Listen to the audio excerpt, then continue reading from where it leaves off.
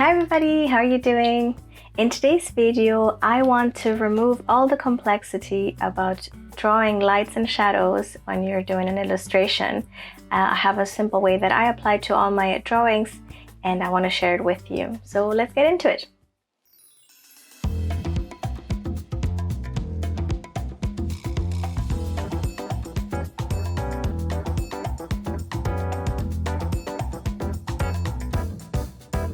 I'm creating this video because as I was recording a separate video where I'm showing you how to use markers, I realized that understanding light and shadows is actually quite an important piece.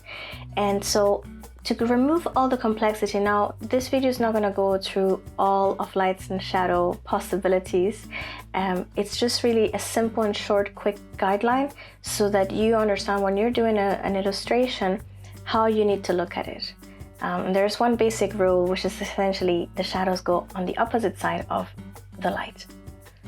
The way I like to do it, I don't like to be too exact or precise, but I want to have the general idea of where all of my shadows have to go so that I can simply place the darker colors there when I am going over with them. And so the shadows will depend where your light source comes from. So if you think about the sun or any lamp that you're using, it will always have some sort of shadow.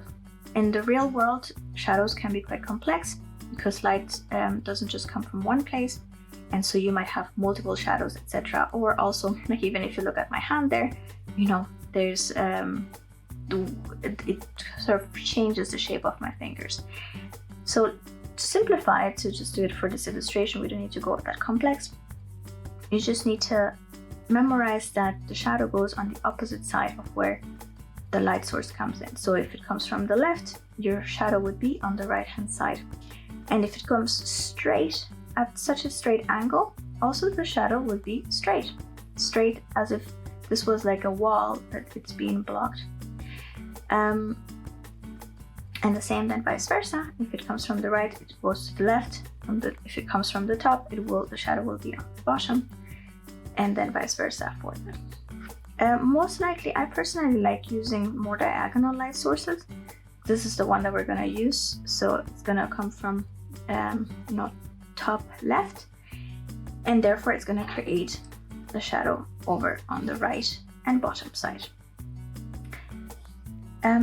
If you have an object that is more it's not a square, that is a little bit more complex, you might have as well diagonal lines, so not everything might be exactly straight, and the angle of the shadow and the placement will also change the shape of your shadow potentially.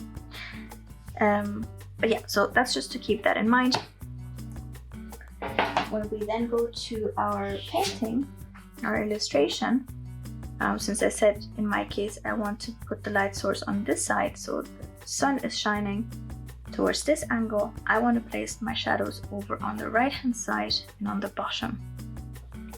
The best way really to learn about light and shadow, I think, is just to play with light, to actually grab a lamp or something and then put it against an object and move it around and see how it is applying. Or even if you just look around you, as I have here a couple of lights on, I can see shadows everywhere and you can start to understand its concept. A few other factors to consider apart from the direction of the light are also the intensity of the light, the distance of the light, and the color of the light. The intensity of the light will determine also the intensity of the shadow, so how much contrast you have. The distance of the light will determine how sharp or blurry or sort of like spread the shadow is. The color of the light then determines the temperature, how warm or cool a scene can look. This can also include artificial light, so for example, if you have a bright neon pink bulb or something, it will cast as well a pink shine onto the objects. Here are a few examples of my own artwork.